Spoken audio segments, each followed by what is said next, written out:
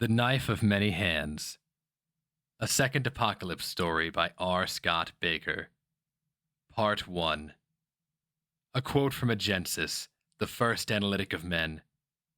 Glory drinks blood and vomits history.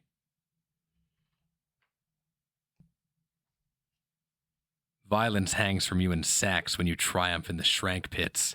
Cruelty is contagion. For this, and many other reasons, Thurror Eryelk stood apart in the crowded confines of the Third Sun, a tavern renowned for the diversity of its clientele. Since time immemorial, the place had been a notorious caste entrepot, a place where gold danced, where decisions made atop silk pillows became deeds in the gutter. Caste nobles populated the incense-fogged gallery along the back, reclining in their divans, tipping their heads back in laughter, or leaning forward to peer across the commotion. Merchants, menials, soldiers, and even priests packed the thundering trestles below, raising toasts, arguing business or love or politics. Prostitutes either sashayed into groping hands or slapped their way clear of them.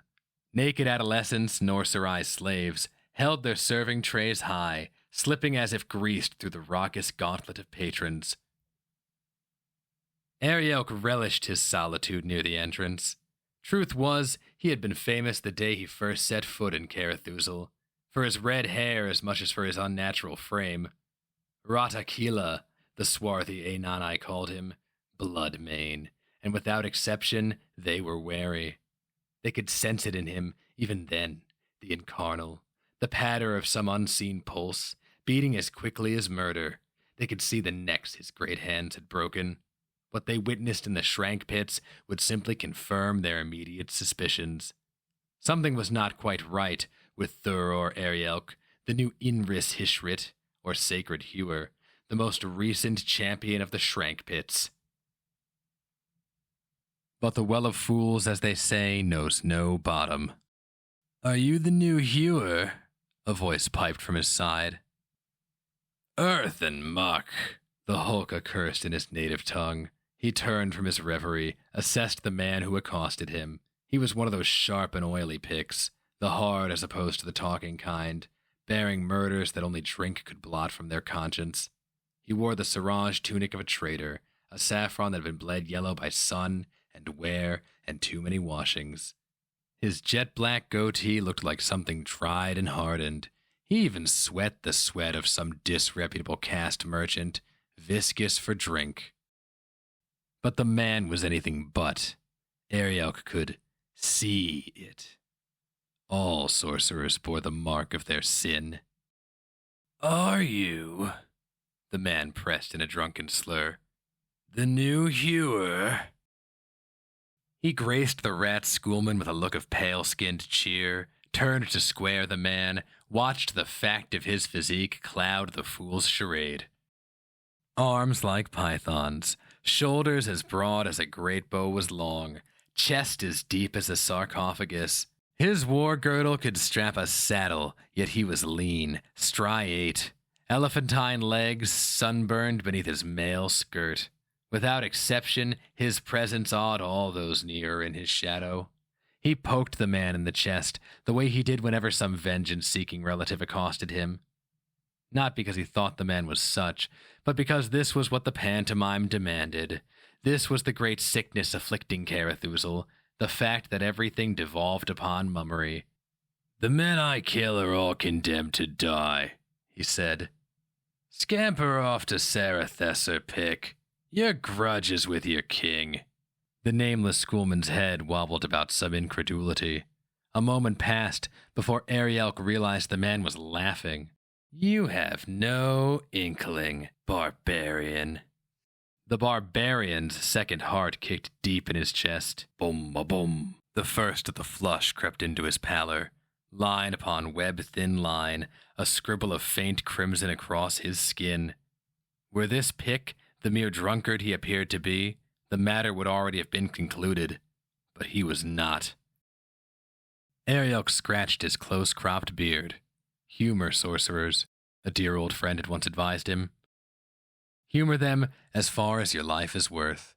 Play along with their games, especially in Carythusal, home of the accursed Scarlet Spires.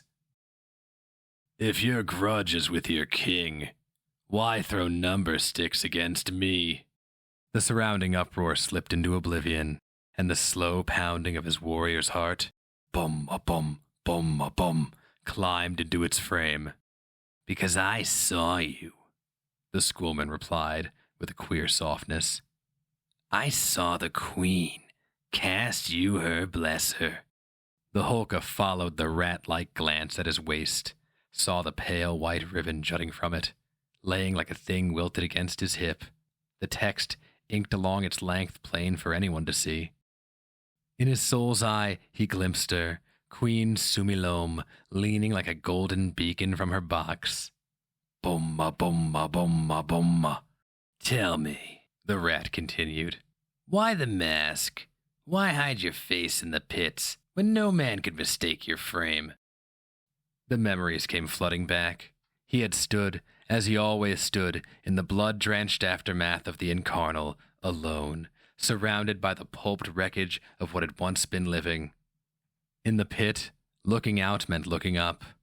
The concentric tiers were so steep that the audience hooked themselves to their seats. They would stand leaning out against the hemp ropes, row after row, forming a sleeve of dendritic gills, and it would seem the pit was some kind of obscenity from the deepest sea, a cold incrustation about tissue hard and living, filtering whatever nourishment provided by his murderous deeds. It is my other face. Bomma, bomma, bomma, bomma. The rat was amused. Aye, all men need spare faces in Carythusal. Even Palatine stood so hooked. The steep of the pit, as they called it. Only the balcony of the Sermantic Vigil allowed spectators the luxury of reclining, let alone coming and going at their leisure. And only the guests and family of King Sranc the IX set foot upon that allegedly sacred floor. You speak of the necessity of deceit, Eryelk scoffed. I speak of truth. As old as ancient Shur, they said, the Sranc Pits, a ziggurat gutted for the sake of death. Bumma, bumma, bumma, bumma. The rat's whiskers twitched in surprise. Truth, he snapped. Oh, you mean lies that win. They knew him not at all, the Holca realized. Or nothing of the Incarnal, at least. They improvised. They had merely seen the queen cast him her blesser, then had waited the following day to approach him here, at the third sun, where the crowds might set him at a greater ease, or restrain him. They, the Scarlet Spires. One could not walk the ways of Carythusal without catching some glimpse of their towers above the burnt brick ridges of the city. They were impossible to miss, especially when the red enamel plates scaling them caught the sun. He himself saw the highest tower, Maracus, ablaze every morning on his way to train at the Lyceum. From pit to pinnacle, it seemed Carythusal was drenched in blood. And as much as its inhabitants craved the bloodletting of the Sranc Pits, as much as they celebrated the likes of him, if only from a cautious distance, they genuinely feared the Scarlet Spires, the greatest and most dreaded sorceress school in the 3 seas. I despise Janan, Eryelk lied. Spoken by a foreigner, this meant, tell me what you want. Bumma, bumma, bumma, bumma. Our blessed queen, the rat said, his manner even more narrow. How should I put it? She has summoned you to recline upon her favorite couch, hasn't she? How should I know? Bumma, bumma, bumma, bumma. Would you like me to tell you what it says? The sorcerer said, gesturing to the ribbon. Apparently only rats were literate in Carythusal. I can read your chicken tracks, the Holca grated. He need not look at his hands to know how the skin reddened. Bumma, bumma, bumma, bumma. So what? The rat scoffed. The Queen of Aenon, the infamous wife of Sranc the IX, the sacred pustule himself, tosses you her blesser, and you what? Forget to read it. They knew him not at all. Bumma, bumma, bumma, bumma. What remained of Thurror Eryelk grinned in the way that made mothers weep. One cannot forget something suffered by another. The rat laughed, chirped some gibberish in a tongue that sounded like cackling geese. Bum-a-bum-a-bum-a-bum. Ah, yes, the other you. Bum-a-bum-a-bum-a-bum. Such a clever rat, he grated. Bum-a-bum-a-bum-a-bum. What did you say? Bum-a-bum-a-bum-a-bum. The rat that burns other rats, that would rule over other rats, become tyrant of the rat nation. His voice, his hatred, had become as a grinding mill. Bum-a-bum-a-bum-a-bum. Silence, cur! Bum-a-bum-a-bum-a-bum. That would be worshipped as the rat of rats. Bum-a-bum-a-bum-a-bum. Insolence! Do you The purple coin, they called it. The killing floor. The bottom of the pit. Rodakila whirled, seized a passerby, cast him into the astonished sorcerer. He dove on the forward edge of the eye-shearing glare, rolled, leapt towards the nearest of the third sun's columns, hammered the cheek of the swart fool standing there, the one who harbored the pinprick of oblivion against his breast. The man spun about, trailing blood, spittle, his left eye on a string. The first of the sorceress words twisted sound and decency. Uma tutulatish. He wrenched the man's jerkin up as a rapist might. Chiapris hutrum. He gouged the core from the corpse's navel. Theory. He clenched the iron marble into a great red fist. Totolas! Ricked it loose. A region of lightning, vertical forks flickering in and out of existence, both blinding and miniature, making the air snap in lieu of thunder. Men fell dead, shaking for a light-skewered instant, slumping. The entire tavern scrambled back, away, horrified faces carved in intermittent white. One man tumbled screaming to the floor, battling his blazing robes. Bumma-bumma-bumma-bumma. The Holca warrior barreled through it unscathed, his famed greatsword, vampire, drawn and swinging, teeth closed across glaring light. Again. Even the mask reeks. Aye, sulphur. Feminine voices, young and old. Sorcery? That is why we did what we did. He was what he was once again. He breathes like a bull. Enough, silly girl. Why do you gape so? The incarnal always returned what it took. His very look offends the eye. And draws it. The world always came seeping back. He is not natural. No, he is Holca. Sometimes more simple, sometimes more complicated. Holca? Always wet and mangled. You are an ignorant child. A horse should know her men. He had been running. He could feel memory of it. The pinch deep in his breast. The warmth in his thighs. This kind in particular. He could not so much as twitch, yet he felt the flutter of chill fingers across his abdomen. He isn't a man. He cannot be. He smelled incense. No, perfume. Perfume and the scent of air. Burning. Pillows as supple as sod. He can and he is. The Holca reside high in the Wyrmna, the highest, where the Sranc rule the nights. What had happened? In ancient times, a child was born to them, a child possessing 2 hearts. Wiggleek, have you not heard of him? Of course not. Obviously, he had survived the sorceress rat. Those days were fearsome, and the Holca tottered on the very scarp. Wiggleek saved them, so mighty was his strength, and the wombs of all their wives and daughters were yoked to his pole, indentured to his seed. Oh, that Wiggleek. You jest, and yet you still gawk like a girl in flower. But had the rat survived him? He has 2 hearts? So they say. And what was wrong with his blasted limbs? If I put my ear to his chest? Perhaps you might hear. How had he found himself in the care of these women? Is it safe? Now it is, but later, who can say? Even his tongue and lips were denied him. What do you mean? The younger asked, her voice wincing in horror. The Sarko simply robs him of motion, the old woman replied, her voice growing distant. She had left the chamber, or whatever housed him. Thurror Eryelk wrenched at his musculature with a savage effort of will. Nothing. What had once been an effortless extension of his being was now as smooth and insensate as glass. You mean he can hear us? The old woman laughed from some socket in the unseen structure. If he has awakened. So there's a chance he might come back after? A barking laugh signaled the old woman's return. Holca, she called from a floating point above his face. When you return to wreak your vengeance, ask for Isilalma. What are you doing? The girl cried. The old woman's laughter was husky and rueful, canny and matriarchal. Eryelk knew her kind. She had learned the secret that escapes so many of those who live into the white of old age, the understanding that mischief is what keeps the soul hale and vital.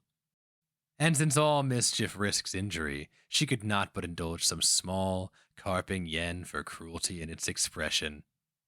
Such a simple girl, she chortled, her voice still hot above his face. The woman would have made a good Holca grandmother, were she not a rat witch. Were you kicked by a mule as a child? Did your father cane your head? An injured huff. No, my child, she said, floating back into the near void to inspect him. You need not fear this beautiful monster. A breath filled with longing and spite, onion and cheese. What one gives to the scarlet magi never comes back. Earth and muck. Perhaps he had not survived after all. A crew of mail-armored men had arrived hard on the old woman's revelation. They treated him roughly, cursed his bulk with marveling apprehension. He heard wheedling female voices, the kind of how dare haggling to which the helpless are prone.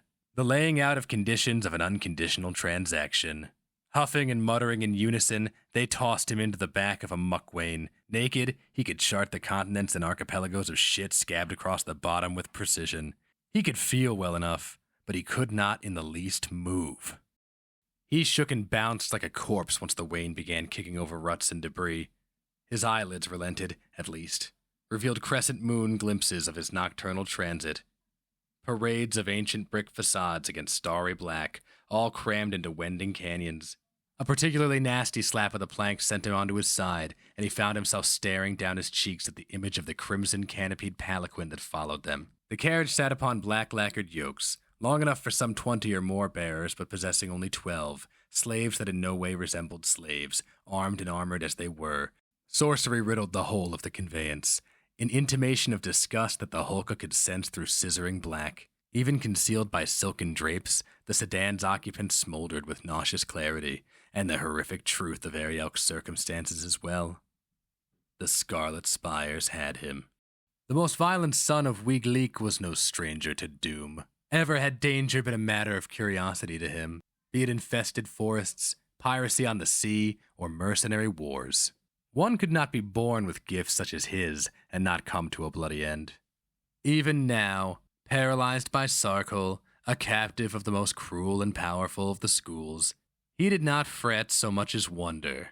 Only ignorance had caused him any real fear in his life, a fact that Stiti, his mentor and surrogate father, had found endlessly amusing. To know was to fear, the old Pick would say, making no secret of his own cowardice. To be ignorant, on the other hand, was to be immovable, to possess the inexhaustible courage of the oblivious. One cannot fear what one does not know. This was why so many grew besotted before battle. This was why the learned were so craven, the civilized so servile. No man craved both wisdom and peril as he did. His was an upside-down soul, the Sranc slaver insisted, one that combined with a Holca frame made him as rare as Nymil. If only you had will, boy, discipline, the whole 3 seas would tremble. If only. The barbarian could smell the river. Carythusal had to be mucked like any other stall crammed with beasts, and the river Sayut, for all its sluggish immensity, could not but become a sewer. Why else would the Scarlet Magi build their towers so high? The wags in the streets said. The wheels hissed and smacked across the muddied ground. With the yokes extending so far past the bearers, the palanquin resembled some immense beetle scuttling in the gloom. Chitinous and raw, warehouses, windowless and ancient, loomed over its passage. The air grew hard with moisture. The palanquin stopped with the muckwain. The armored bearers bent at the knees and stepped from the yokes, and yet the conveyance hung as before. The slaves were mere ornaments, Eryelk realized, likely a means to avoid outraging the pious masses. Ekianis XIV had been baying for the destruction of the schools for years now, ever since becoming the Shrine of the Thousand Temples. Water slurped about unseen pilings. The barbarian sensed more than saw the armored bearers close to the wain. The gilded litter, meanwhile, sank to a point less than a cubit above the ground. The occupant batted aside an embroidered flap, unfolded like an ancient crane stepping clear of the sedan. He strode directly to Eryelk, his manner brisk despite his stooping age. The nail of heaven burnished his hairless scalp, etched the ragged lines of his mien. Thick lips parted about a lozenge of white incandescence. Lanterns flashed from his eyes. Skir hiramul toptaez. And in that heartbeat that remained to him, Thurror Eryelk realized that Stiti had been wrong. Some men did share his lust for knowledge and peril. Sorcerers. Air lathed his body. His clay father, the one who had struck him from his mother's hips, had died when he was but 4 years old. Moyar, his name was. Eryelk remembered nothing of him, though his uncles never ceased commenting on his uncanny resemblance to him. The waters lay beneath, snakes twining under black silk sheets.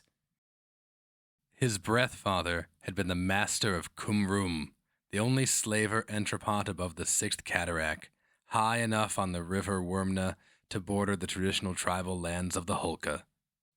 Stiti, his name was, Haramari Stitramosis. For all the loyal prestige he enjoyed, he was an outcast among his own, forever barred from his native Carythusal, where he had been nothing less than the royal scribe, a master of thousands, not to mention the way history would frame his sovereign. Barons, even palatines, had come to him groveling for favor. That is, until the circulation of several tracts, written in his distinctive hand, had sorely offended the Anani king. Scaled towers loomed naked from the veils of haze. Moyar had been Stiti's most prolific supplier. The Sranc Pits were well named, for they were nothing if not the bottomless gluttons, devouring hundreds of the raving creatures every week, more during holy festivals. It behove any slaver to court the favor of his suppliers, especially where Sranc were involved. Thus did Stiti and Moyar become fast friends, and thus did the young Eryelk, by dint of some scandalous arrangement no one would explain, become Stiti's ward upon his father's death.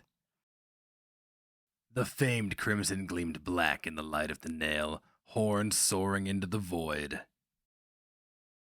And so a Holca boy, on the savage rim of civilization, learned everything there was to learn about the great, diseased city of Carythusal and its most notorious and fearsome denizens. They swelled into scaled immensities, blotted all vision. The spires. They had practiced until their welts bled.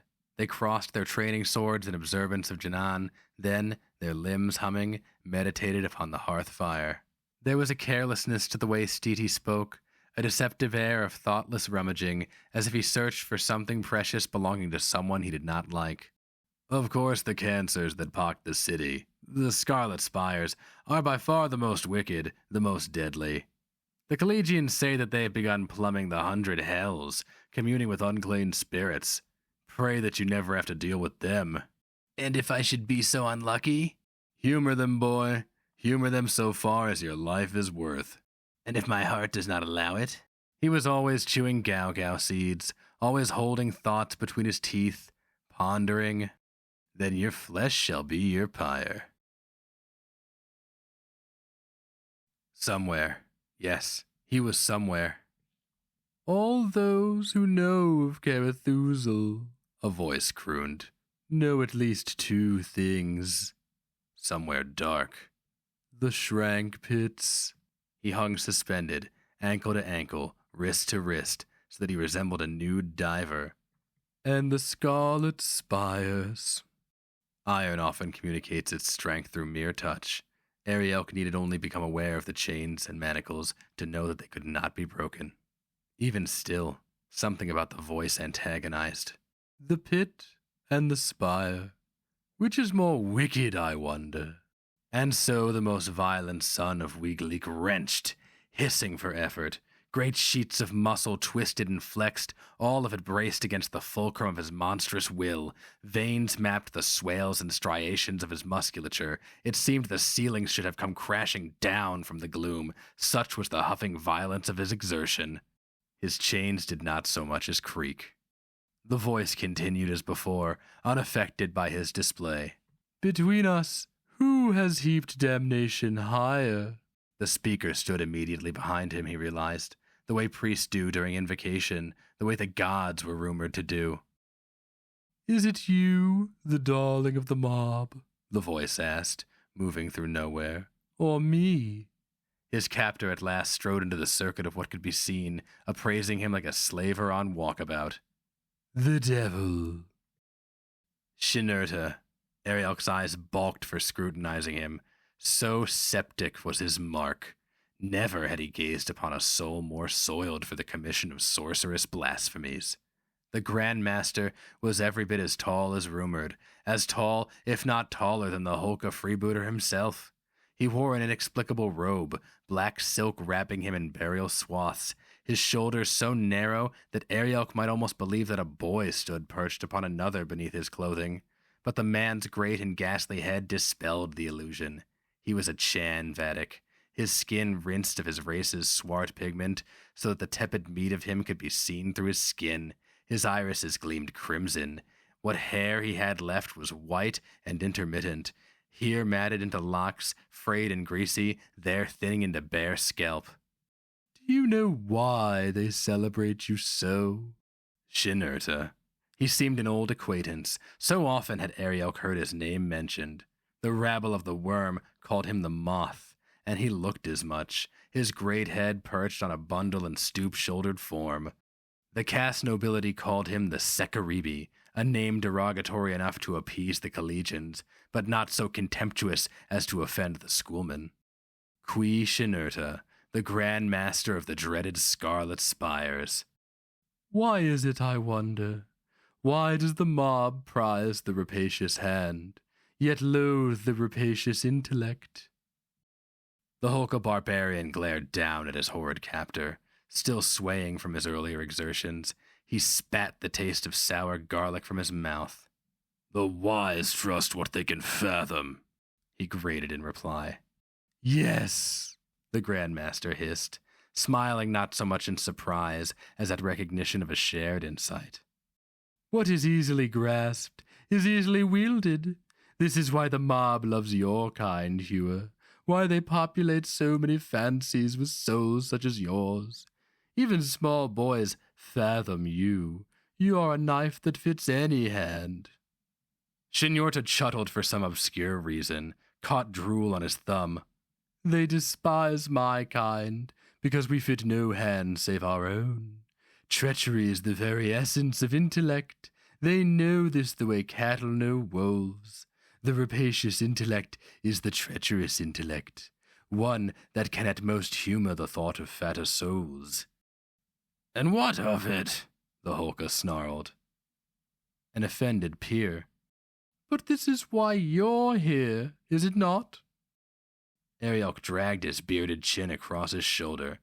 "What do you mean?" Shinurta gazed at him with flat constancy, a look fearless in the mild, bottomless way of those astride death.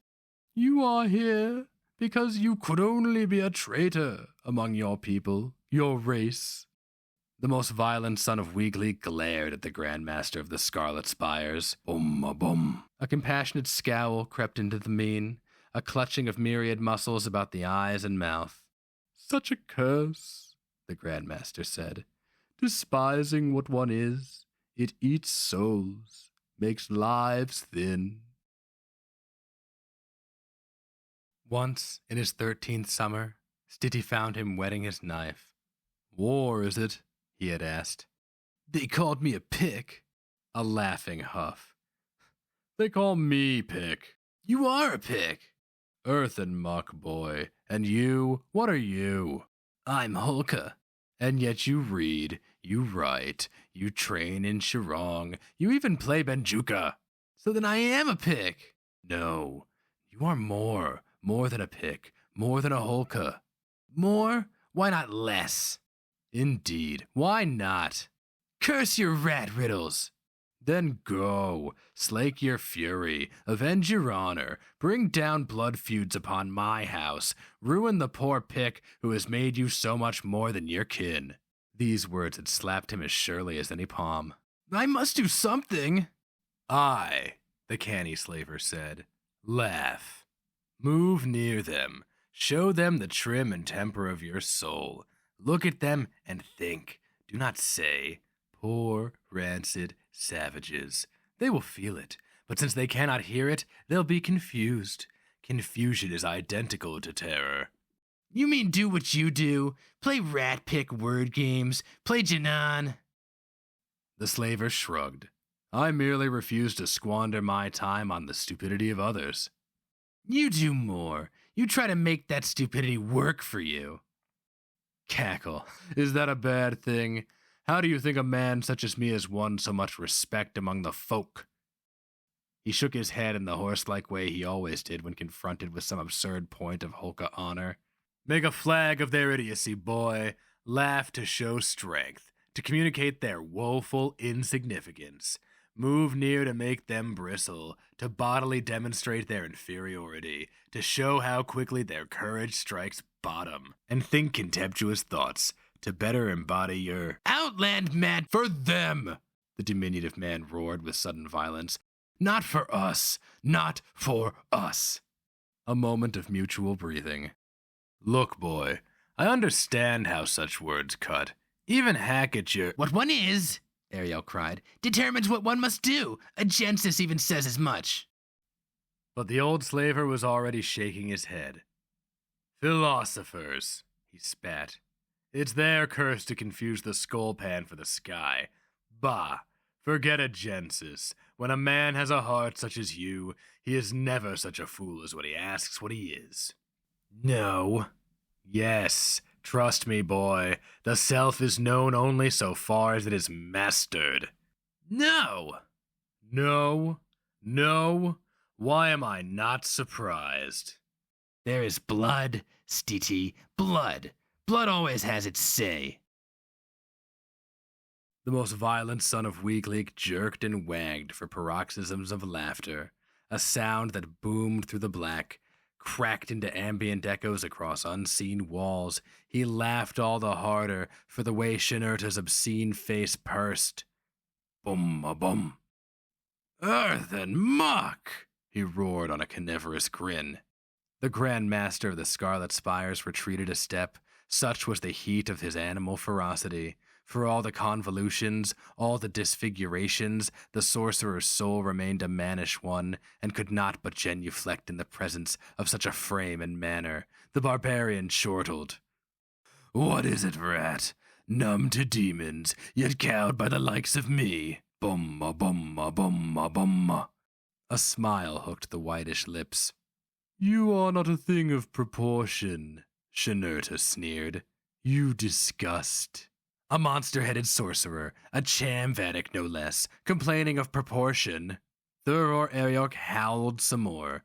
He had seen Shinerta's ilk before, men who called themselves wise simply because they could think ways others could not.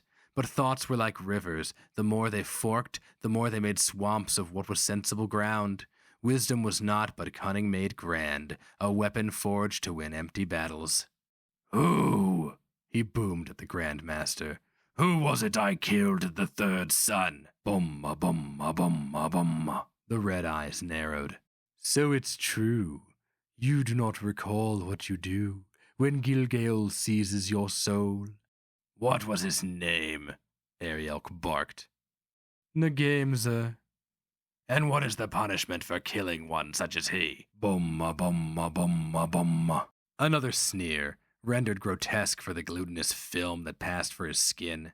Nagamza lingers, he replied, smiling as if at the memory. Bum-a-bum-a-bum-a-bum. So I relieved you of a rival, excised what you could not. Bum-a-bum-a-bum-a-bum. The Grand Master of the Scarlet Spires grinned, as if at some leprous secret. Rival? Nay, simply a fool. Nagamza saw you as another errand to discharge. He earned the judgment you delivered. Eryelk glared at the hideous figure. But you must destroy me nonetheless. Not at all. Bumma, bumma, bumma. Surely you aren't surprised, the putrid face said. Carythusal is a ship at sea, barbarian, eternally so. Sometimes it founders for the riot of waters, and sometimes it founders for the riot of men. Certes, she houses both a king and a grandmaster, yet it is the mob that rules her most, the countless souls packed in her obese belly. What was happening? Bum-a-bum. And as much as it recoils from the likes of me, Shinerta continued, the mob adores the likes of you. Earth and muck. Could it be? My brothers say the pit has not seen your ilk in generations. That if I kill you, I would be remembered for nothing else. A sudden translucent sneer seized the face. You, a trifle, a mummer, a Norserai sellsword. Thurror Eryelk broke into a bull laugh, saying, You would rather be remembered as a rat without skin? Bumma. You provoke me? The Grand Master of the Scarlet Spire spat, as wondrous as outraged. Destroy me! Make yourself immortal! Wear your words, Holca. The mob casts away their baubles. Bumma. Kill me! The barbarian roared, lest I kill you! A stalk of sorcerous words reared into the chamber, and with that the floor seemed to plummet, dissolve into a pit more profound than any he had mastered. Bumma.